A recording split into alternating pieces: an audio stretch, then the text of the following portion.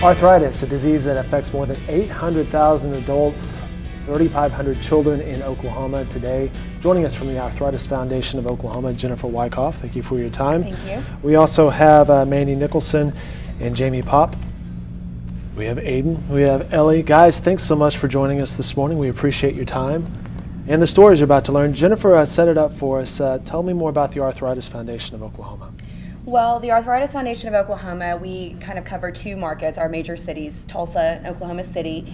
And the reason that we exist, the reason why the foundation all around the country exists is to, help find a cure for arthritis, whether it's through our fundraising events like our upcoming Walk to Cure Arthritis event in Oklahoma City, or it's through making sure that people are more aware that this is a disease that is running rampant across our country. In fact, 1 in 5 Americans have this disease. That is over 50 million Americans. And the crazy thing is that a lot of people think that arthritis is an older person's disease, that it couldn't possibly affect anybody that's young or that's healthy or, has a healthy lifestyle. But, we've done research, and 65% of the people that are diagnosed with arthritis are under the age of 65. So it can be a disease that affects people of all ages across all demographics. And we want to make sure that, we create the awareness that it's out there. It can happen to anyone at any place, anytime. And, our foundation exists to try to find a cure for that. It's raising awareness. It's also raising funds. You mentioned the walk, which is coming up. Yes, Saturday, May 16th in the morning. So I know a lot of people are not too keen on getting up early in the morning on Saturday. It's for a great cause, but it is though, for right? a great cause. And it's not that early. It's 9 a.m. It's right here downtown in Bricktown Ballpark. We're so excited to have it. Such a fun central location. We're going to have a dog zone, so dogs are invited to come to the event. There's a 1 mile, 3 mile walk option. We'll have a kids zone with face painting and balloon animals, a senior zone, a mission zone, food, beverage. It'll be really exciting. It's going to be a fun time. I believe a 3 mile walk, perhaps a 1 mile walk, 9 a.m., May 16th. That is correct. Well, we rack that at the end as well. Mandie, I'll bring you in now with this little guy. Aiden. I was going to say Bevo, but that'd be the wrong thing to say here in Oklahoma. It's probably not Bevo at all. We're actually Texas fans. We're from Texas. Oh, well then perfect. Well, Mandie, you made the drive from Paola, right? Yes. Tell me about when you discovered Aiden had arthritis. Well, he started having pain in his knee, and we thought maybe he fell and hurt it. And this went on for a couple weeks. It just got worse and worse. It started swelling. He started running a fever. So we thought, well, that's not normal. So we took him in to see his pediatrician. She was amazing. She knew automatically that it probably was arthritis. So she actually sent us to OU Children's ER with all of his blood work and x-rays. And they got him in to see Dr. Shestok at OU Children's that next week. And he got a steroid injection in his knee, and it went away for a little while. And then in February, he had the flu, and it flared back up in his fingers and his wrists. So it's been a pretty long journey for us. What are some of the challenges you face every day, Aiden, with this? When I woke up. Can you talk louder?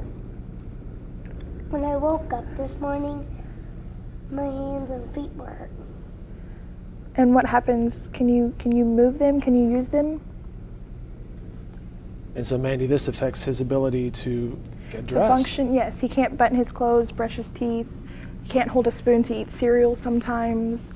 One morning I got him out of bed and stood him up, and he felt back over because his toes were swollen and he couldn't stand on them. So.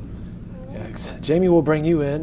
When did you guys discover that Ellie had arthritis? We were diagnosed a year ago in March, like 2 months before she turned 2, and she had a swollen knee. And I actually thought she had fallen and hurt herself because she fell on the right. She had fallen on the concrete and skinned her knee. So I thought, and then 2 days later, her knee swelled like nobody's business. And so I thought, well, and then it got to where she couldn't walk on it at all. Then I started thinking, okay, there's something obviously going on. So we went to the pediatrician, we went to urgent care clinic, and finally we went to the ER at Children's, and they thought that it was actually, they diagnosed it as transient synovitis, And so then we went to orthopedic surgeon. Sounds like a big scary word. Right, right. I'm a nurse, and actually I was like, okay, at least we have answers. So That you're like, felt okay, I better know for a little me. bit more about Right. that. And then I started researching more, and the orthopedic surgeon actually is the one who said, I think that we might need to refer you to rheumatology. And so we went over to rheumatology, and that's where we got the diagnosis of post-articular arthritis. So Ellie has it in her knee, and then she also has it in her ankle. And she, like, similar situation, her knee swelled up, and we got the injection. We were like, praise the Lord, everything's good. And then all of a sudden, at night, Ellie wants you to rub her legs to go to sleep. And so I was rubbing her ankle, and then all of a sudden her ankle was warm and hot and swollen, and I was like, okay. So we went back and had another injection. Then we started on methotrexate weekly, which is a chemo medicine.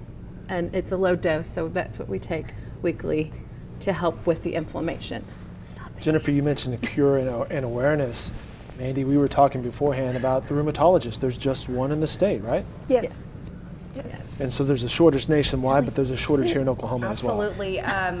We are very concerned, particularly for our state, because, like you said, one certified pediatric rheumatologist. I guess I should say that, pediatric rheumatologist. Correct. Here in the state of Oklahoma. Now, we do have some rheumatologists in our major cities that are willing to see children, but they're not certified pediatric rheumatologists. So we have one here in Oklahoma City, and we have 3,500 children in Oklahoma diagnosed with juvenile arthritis. So if you just think about the numbers and think about, there's no way one person can see that many children, even in a year. And so a lot of our patients here that have juvenile arthritis, they're going to other states to seek treatment, to seek help. And so, and those states have shortages of pediatric rheumatologists. So everybody's fighting for this very rare resource, but we need it. It's very much in need. I have several people that we've met through the foundation, and we're the only ones besides you all that are staying in the state. I've got one going to Texas and another one that's going to the Shriners in Louisiana. So And that's the one in Shreveport that you mentioned earlier. That is correct, yes. Now, does Ellie have siblings? yes. Do they have arthritis? No. She has a 10-year-old brother, and then she has a 20-year-old sister. Neither one do. But it does affect them because she gets a lot of attention. We go to the doctor a lot of times. If she's in a bad mood, because that doesn't ever happen, but it does sometimes. It's coming up on the terrible twos, We right? always, exactly. And that's another challenge. Like, is she hurting, or is she being a regular 2 or 3-year-old? Sure. So brother misses out a lot because the focus is on her. So, and it affects the whole family. The whole family is affected. You miss work for doctor's appointments. You worry about if they're going to get the care. And I love where she goes to school, but it's a challenge every day. Because the medicine she's on can make her immunocompromised, and I'm scared she's going to get sick at school. And actually, she's been better on it. So. And what about Aiden? He has a couple siblings, right? Yes, he has a 4-year-old brother and a 1-year-old sister. They don't have it, but like she said, it affects everyone. He does get more attention, and on his bad days, I have to spend more time helping him get ready in the morning, and it's hard for them, especially being so young. So Let's talk about the challenges moving forward.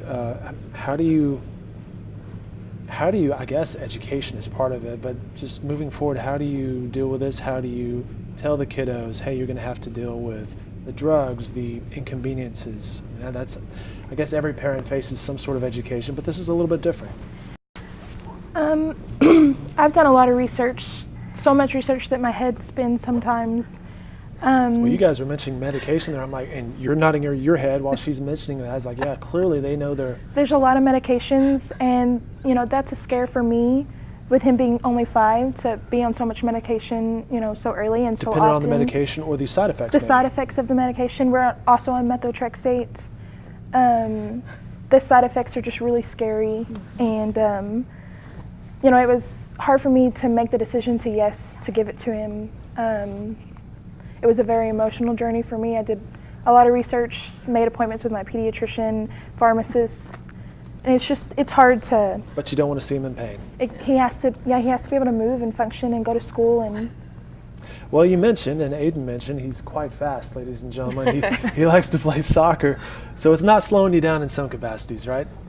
And I guess that is the goal with everything, is Yes. to have a more, as normal of a life as possible. Yes. Ladies, thanks so much for your time. Thanks for coming in. Jennifer, you. Remind us the race for the Cure, for the Walk for the Cure. Walk to Cure Arthritis. It is Saturday, I almost said September. Whoa, we are jumping way ahead of the year. It's Saturday, May 16th. Registration is 8 a.m. Walk starts at 9 a.m. It's at Bricktown Ballpark. But if you want to go ahead and register now, which we love our early bird registrants, it is free to register. And you can go to www.walktocurearthritisokc.org. Okay. And all the information about the event and how to register will be right there. Don't you have two big fundraisers? This is one. Is there another And one? then every year in Tulsa in December, we have a holiday-themed 5K event called the Jingle Bell Run. Oh, very and nice. so that's in December. In fact, Ellie is our 2015 youth honoree for that event. So She's very active. yes, little she will 3 be the star of the show in She'll be December. driving by then, right? Yes, exactly. Ladies, thanks so much for your time. Best of you. luck with everything. Thank you. Thank you.